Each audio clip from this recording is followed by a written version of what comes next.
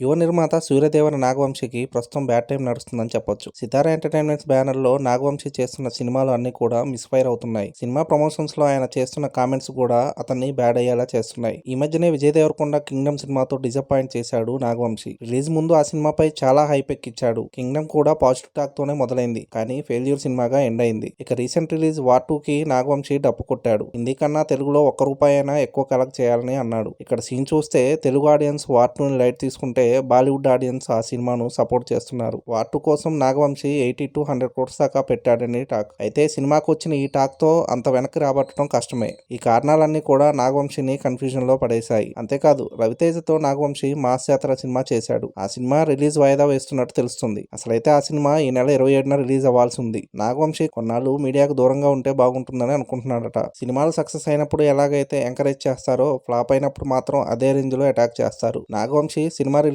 ముందు చేసే హంగామాకి నెక్స్ట్ మళ్ళీ మీడియాను ఫేస్ చేయాలంటే కష్టమవుతుంది. అదిగాక సినిమా పోస్టర్స్ లో కలెక్షన్ నెంబర్స్ కూడా ఫ్యాన్స్ సంతోషం కోసమే అంటూ పెద్ద బ్లాస్ట్ చేశాడు నాగవంశి. సో ఇన్నాళ్ళు కలెక్షన్ పోస్టర్స్ తో ఇంత మోసం చేశారా అని ఆడియన్స్ షాక్ అయ్యారు. సో నాగవంశి వీటన్నిటికీ దూరంగా ఉండి ఒక ఏడాది పాటు సైలెంట్ గా ఉండాలని అనుకుంటున్నాడట. నాగవంశి నిజంగానే 1 year బ్రేక్ తీసుకుంటారా, సినిమాలు ఆపేస్తారా అన్నది తెలియాల్సి ఉంది. అదండి సంగతి. ఇలాంటి ఇంట్రెస్టింగ్ విషయాలు మరెన్నో తెలుసుకోవడానికి మా ఛానల్ని సబ్స్క్రైబ్ చేసుకోండి.